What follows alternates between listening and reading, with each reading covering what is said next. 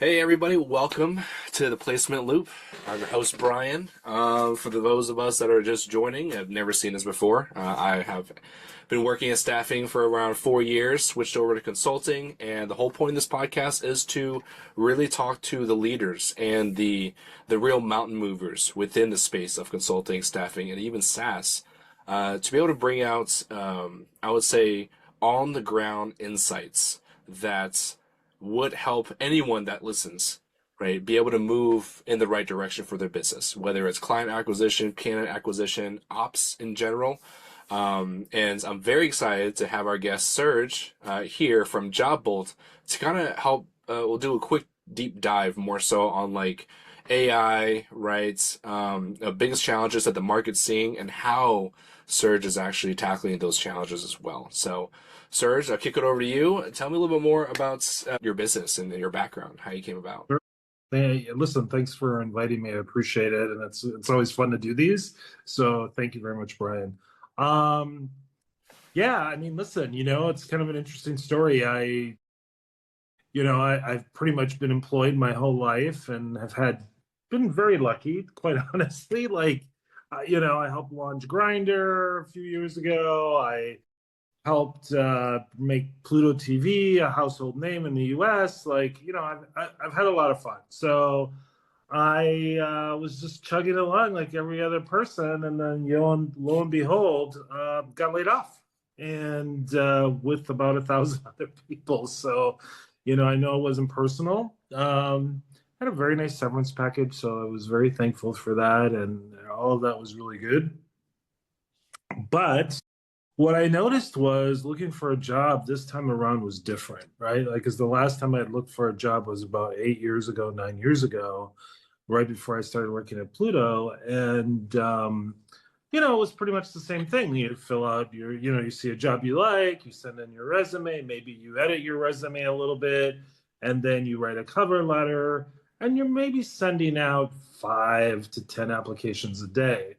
Well, with the invention of ChatGPT, I was like, wow, this is great. I can get out like 20 applicants a day, 20 applications a day, because now I can have it like write a specific cover letter. I can edit all of that stuff, right? And so much has even changed in like the last 3 years. Um, but what I also found out was so can everybody else. And the problem is that my resume was going to a limited amount of companies that also were receiving 500, sometimes 1,000 other applicants, right? And it wasn't these poor recruiters' fault or HR's fault, because they were just overwhelmed. And sure, they were like, oh, that's all right. We have, applicant tracking systems. We can filter by search words and terms. Well, that doesn't really work anymore either, because everybody's resume is perfect these days, right? Like, it has all the right search words. It's optimized because ChatGPT is doing it all, right? So, or not just ChatGPT, whoever you use. But so lo and behold, I was like, wow, this is really interesting. And then I, was online, and I hear people complaining and whining about how people are not getting back to them, that the resume black hole and all of these terminologies. And I was like, there's got to be a better way to do this, right? And I am a real believer in, solving real problems with technology. Like, Grinder helped connect gay people together on their mobile phones, and sometimes in very rural areas. Pluto TV allowed people to watch TV for free if they were willing to put up with some commercials. Yep. And honestly, like, this whole applying for jobs thing hasn't really changed for probably like 50, 60 years, right? It's been exactly the same way. Maybe, creating a resume is gotten a little bit easier, but in general, it's the same technology. So I was like, okay, this is ripe for disruption, because, and listen, I wasn't the first one that came up with the idea to say, like, let's use AI for hiring people. But I think what we did that was a little bit different was I started the company because I wanted people to have the opportunity to tell their, I would say, brand story, like who they are as an employee.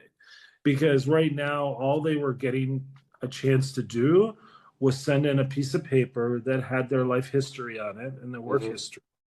And most of the time it wasn't even being seen, right? So anyway, so that's kind of how I came up with Job Bolt. That's how I kind of ended up here.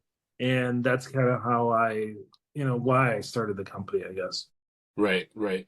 So job bullets essentially really, in a sense, giving candidates a better chance, like It's to get. yeah, Mhm. yeah, Yeah. absolutely.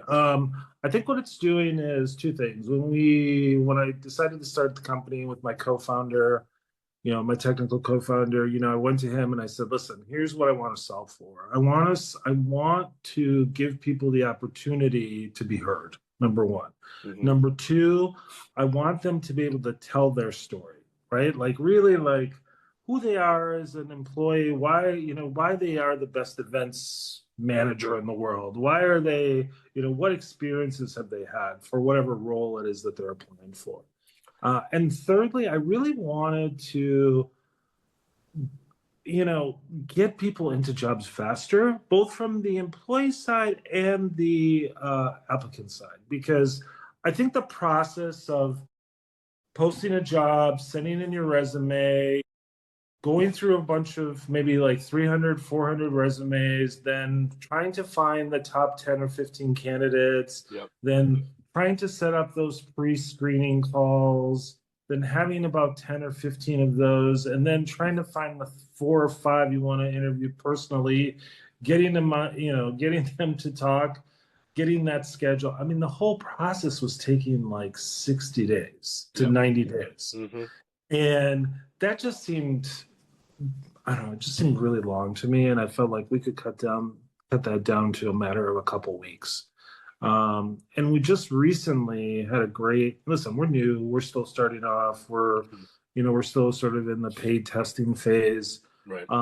But we just had a client actually in LA that had to fill about 13 positions. Nice. And they had posted an ad and on their website, and then also like I forget some other job board, and they ended up getting like over 100 applicants. Right now, they did this is 100 of the ones that they already pre-screened because they had to answer a couple questions before they would even get to the sort of pre-screened Yeah. area The through knockout the web. questions. Yeah, Yeah. like yeah. So but he rang me up. He's a friend of mine, and he said, "Listen, man, I've got like 100 people I need to talk to, and we gotta fill these positions in the next week.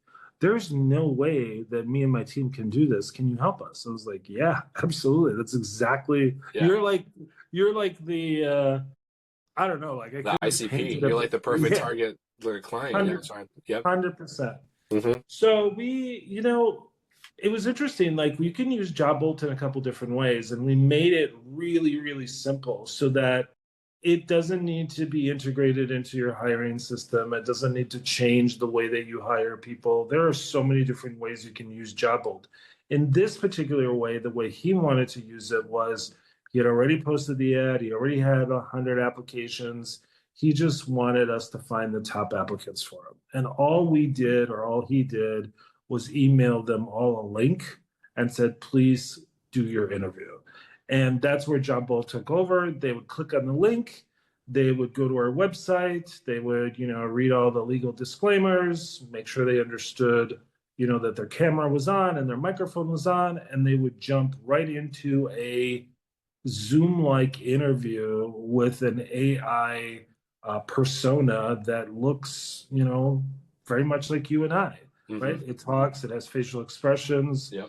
Um, and those questions that he wanted to answer, wanted answered as part of the pre-screening, we showed him very easily how he can just edit the questions. So our Job Bolt, if you post a resume in the system, or not a resume, if you post your job description in the system, it will automatically generate questions that the AI thinks are good questions to ask. Right. Right. You can edit those questions, you can delete those questions, you can add Hmm. your own questions. There's a bunch of stuff you can do. Yep. He decided he wanted to ask very specific questions. So he deleted all of our suggested questions and he did Right. his own. Hmm. And anyway, what ended up happening in the end is, he was able to screen over 100 applicants in a matter of a day and a half. And Nice. he was able to hire his 13 he was able to bring in like his top candidates within a day or two and hire his 13 people within like 3 to 4 days, That which is was insane. Yeah, that's yeah, insane. Like yeah, that's because the turnaround time. I come from staffing, right? So from a staffing yeah, point, even with like some of the roles to where it seems to be easy, right?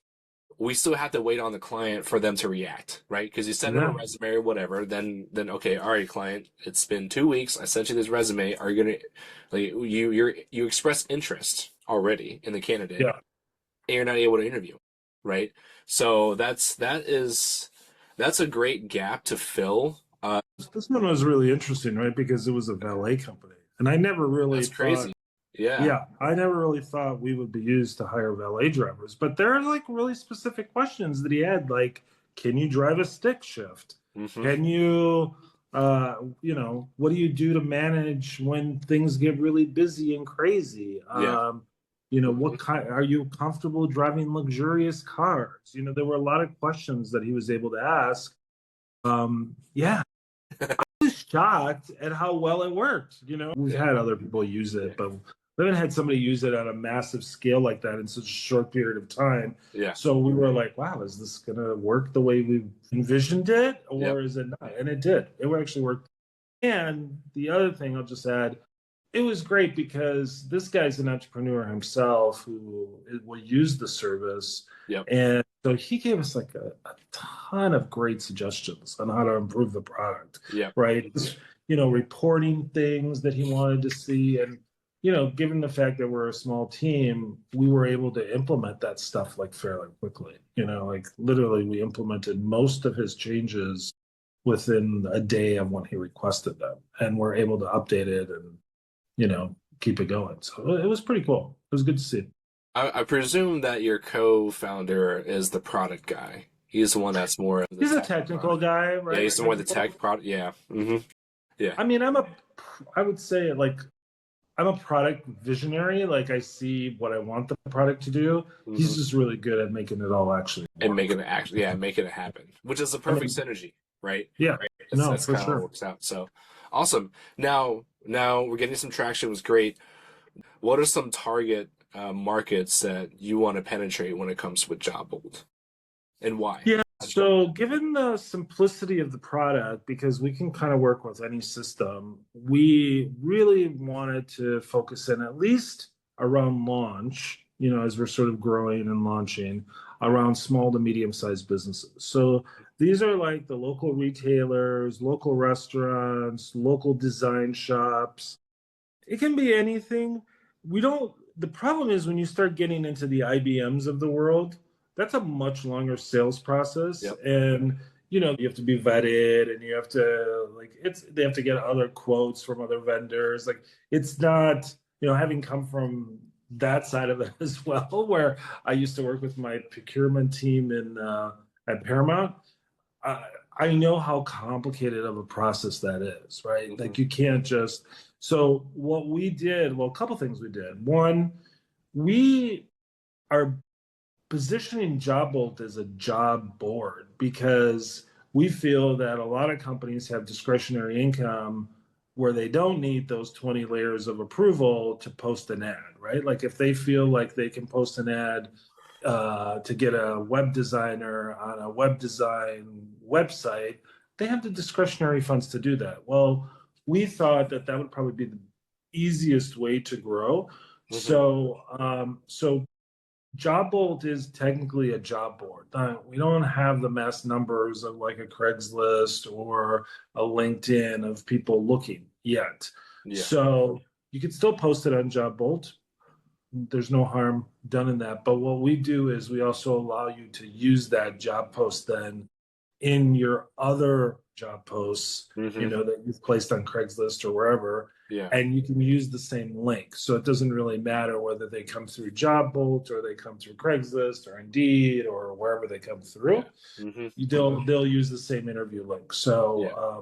And It's that has made it easier. so it's more the core the core mechanics save the time for your clients, obviously, because they're too busy holding Yeah. interviews, and give candidates a better chance in really improving themselves, right? I So mean, like, you either know your stuff or you don't, yeah, right? hmm And on a piece of paper, you can kind of hide some of that. And yep, like when you're doing an interview, you can't really hide it. So yep, exactly, exactly. And then the bonus is that the job board aspect, right? Because having companies post and host their jobs on your platform, right, just is more like an added bonus because you still want them to go straight into this time saving pre-screening interview automated yeah, process as well.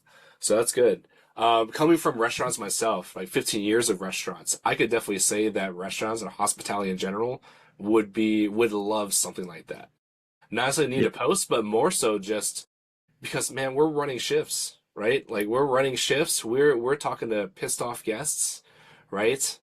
We don't have time to do interviews. In fact, every time an interview came up and I'm running a shift, I'm like, holy shit, I don't know if I have time for this right now because I got three yeah. fires to put out and I got to cook a medium well steak because we messed it up 4 times, right? Yeah, and that's kind of where we could come in, right? Like, and we did, even with the valet aspect, um, they have events they have to run. It's tight enough as it is. They're tight on employees, right? They don't Hmm. have time to do interviews. Um, and that's why it was so easy for them to just send a link to any potential candidates and they just interview. They can do their interview at 3 o'clock in the morning if they want. It doesn't matter. It's on their time. They can do the interview whenever they want.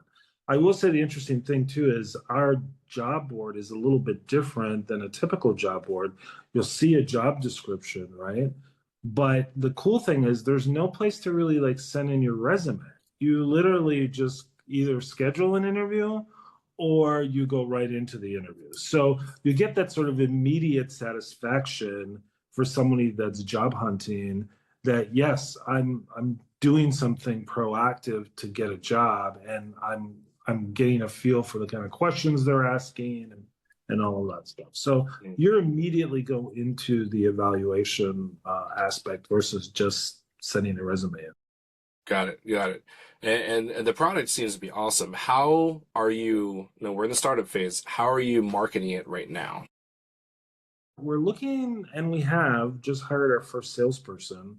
Hmm. Because we feel like this is come into the restaurant or local business, local retailer, whatever it is, and say, are you hiring? And if they say yes, just say, I can save you a ton of time.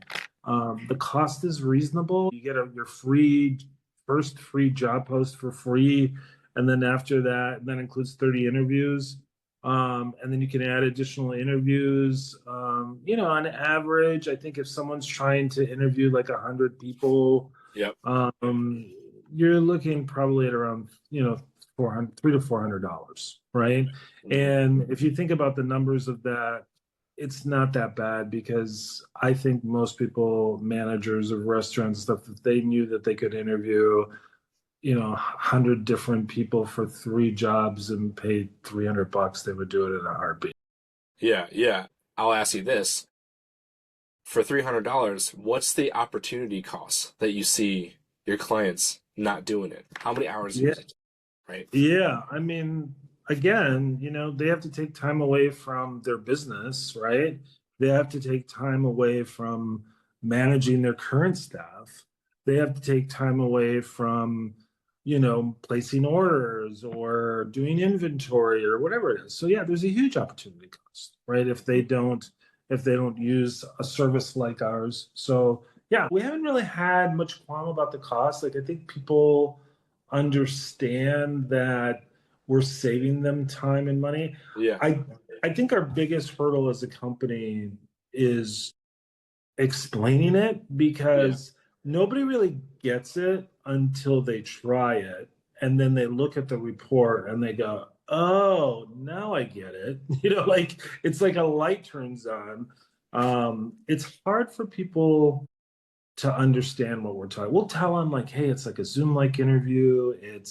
But until they actually do an interview themselves and then look and see how they did for a job, they don't really quite understand the value of it. But so it's a real product marketing sell. Like you really have to educate the consumer about that. That's why we do the free interview trial, just to give them an opportunity to try it.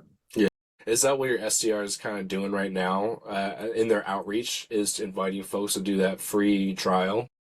We're a startup. If any of your listeners are looking for, opportunities to be part of a startup and want, like a sales position, please feel free to reach out at hello@job-bolt.com. But we're looking at many different markets, and we really think that salespeople are the way to go for the first sort of entry into the market, because it's just an easy conversation to have with a local owner of a business. Right, right. And how long has the company been going for? It's 6 months-ish? There's different stages of launch. So, there was the MVP launch, then there was the sort of soft launch, and then there was, I would say, for practical reasons, we've been in business with a product that actually works the way it's supposed to, probably for about 4 to 6 months.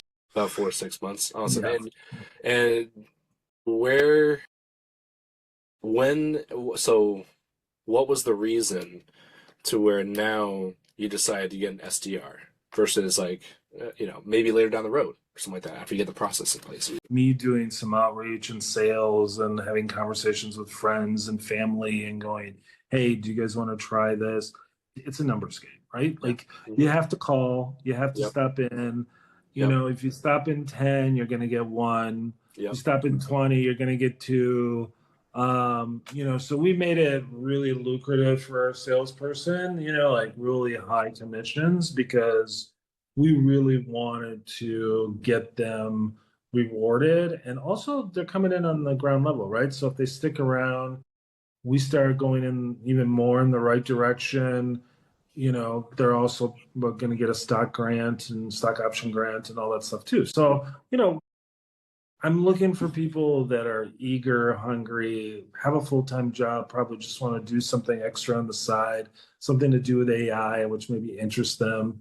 And they exist because we've interviewed a few people. So yeah. So speaking of AI, what are you guys doing with AI right now internally? I mean, I use it every day, and we use it to help generate reports and things like that. But I use it more from like a marketing standpoint and, prospecting, looking at how we can reach potential customers. And then internally we use it, as far as like the job bolt goes. I mean, it's huge part of the product, right? Like that it's usually being used all the time. Right. The product itself, obviously, AI based. What would be some of the tools that you feel are worth, say if someone's in your position right now, they're in startup phase, they've actually built their product, ready to go, ready to sell. They're just waiting on their first customer, right? What would be like an advice for them to get the first customer, and also what AI tool you feel like would be best to help accelerate that? Yeah, I mean, listen, I keep it pretty basic. I think for me, I think using AI, in particular, like whether you're using OpenAI or Grok or whatever, it doesn't really matter. I personally like OpenAI to optimize my outreach. Like if I'm emailing people through LinkedIn or emailing people through a database that I have, it gives me an opportunity to do a lot of A/B testing, like changing the headline quickly or changing the body copy quickly or the clothing, just so that I can A/B test a lot faster and find out what is actually getting me phone calls back. Also from a creative standpoint, ChatGPT has got really, really, really good at creating ads and images for social posts. When I think about it, like just even like 4 or 5 years ago, what a painful process it was to get a social ad, or a social post. Like you had to talk to your creative team or your creative freelancer, Yep. get it, tell them what you want, um, have them come back with something, do a change, have them come back with something. It was a process. It knows kind of what I'm looking for when I'm Hmm. trying to do social posts for Job Bold. Yep. So it stays on brand with that. It comes up with suggestions for me, like if I ask it to. So I'm able to crank out like, 4 or 5 social posts a week, like with minimal effort. Where in the Hmm. past, used to really, really have to double down or Yep. hire someone just to do that. So things like that. And then decks, like just redoing decks for like, Sales. VC Yep. pitching and stuff like Hmm. that. It's still not quite there. Like, I mean, I wish you could say like, do this in PowerPoint or Google Slides and it would do it the way you want it to. It's still a little clunky. And there's apps out there like Gamma and stuff like that that help, but they're also always kind of look exactly the same. So, Yeah. um, it'll get there. But yeah, I think just things like that, like pitching VCs, coming up with marketing campaigns, coming Yep. up with letters, all of that stuff. I use that on a regular basis. Nice, nice. Yeah. And I think you definitely honed in on an important point is testing, right? A lot of people probably give up after the first two and say that AI sucks, but they're not really giving it a chance because you also need to be able to give it feedback and inputs and say, Yeah. okay, this isn't working specifically, right? What are some other options, or tailor this, like write the prompt to tailor this in this specific language or kind of format or what have you, right? And then test, right? Testing is the key part, right? So you mentioned that right now the biggest challenge is trying to have folks really understand what the product does. What are Right. some things in your mind right now could be some possible solutions that you're going to test out in solving that? I think, having the sales team as we sort of grow those people have the right materials, Hmm. right, to sort of help explain what it is and leave behinds that sort of explain what it is. Um, Probably at some point as we get, more money in the door, maybe having like small, like get-togethers with like different chambers of commerce. Like, like for example, I used to belong to the West Hollywood Chamber of Commerce. I think my friend Marquita still handles that. But anyway, Yeah. we, she would have like events and we'd get together and people could present stuff. And these are all local business people, right? Like these are all, maybe they're part of bigger companies, some of them, but a lot of them are local people. And to be able to do a presentation in front of a group of like 50 people that are local, walk them through the product, show them how it works, Hmm. maybe even set up an interview booth where they can actually go in and try to do an interview, like a two Yeah. question interview. Those are all the things that I would do, right? Yeah. Those things take money, Yep. so money's always, you have to kind of pick and choose what you spend your money on. Yep. But yeah, those are all things I would do. Like if someone handed me a check for $500,000, I'd have a very clear idea of how I would spend that. Right. Right. And also, have you dabbled in possibly doing like Loom videos, right? Actually, like recording the video of the process itself. It I think the problem with that is you're constantly making changes to the product as a startup. So these videos get outdated fairly quickly. Hmm. And then we do have done sort of like how-to videos and also like walkthroughs of videos and things like that. We actually have one of them on our website, um, and some on our YouTube channel, etc. But I find people are pretty impatient. They don't really want to sit through and learn anything. Yeah. Um, that's why we've made it like super simple. Like you could technically go in right now and figure it out. Like you don't need to watch a demo video. It's very self-service. It's not that complicated. However, that said, I think whenever you're introducing something new to people, like even Pluto TV, right? Like trying to explain to people what that Hmm. was was really really difficult because people didn't understand what it was about free, like how do you give people TV for free, Yeah. even though mind you they've been watching free TV Yeah. On their for years yeah. on Decade. Yeah. decades, and it's just really hard to explain to people what that meant because they were so stuck in the subscription model of like the Netflix and the Hulu that Yep. when you said like, oh, it's free TV, they're like, oh, there's got to be a catch. Like, what do you Right. mean it's free TV, right? And you're like, well, no, it's just like TV was, for the last 50 years. You put them into, Yeah. you watch it for free, Now right? using your Like, internet versus a yeah, local cable company. basically, that's how I would explain it. But I would Yeah. say like your internet box is your antenna. Yep. Like Yep. that's Exactly. basically how I would explain. And you have to watch some commercials, right? And just like regular TV. Regular TV. Yep. Yep. Yeah. Yeah. That's great.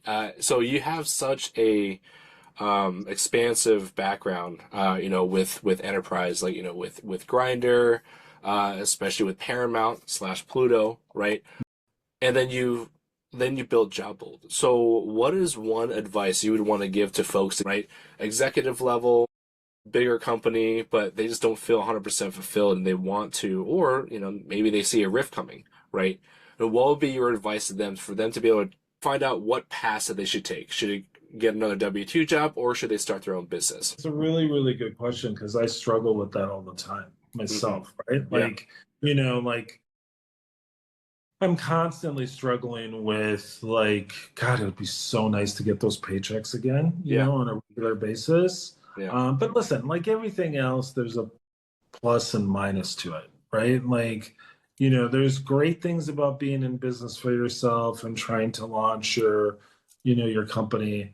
I will say this, I've always kind of come into startups after like the first 6 months to a year, when things are starting to turn around, like Grindr was starting to take off, and that's when I came in. Pluto TV was starting to move in the right direction.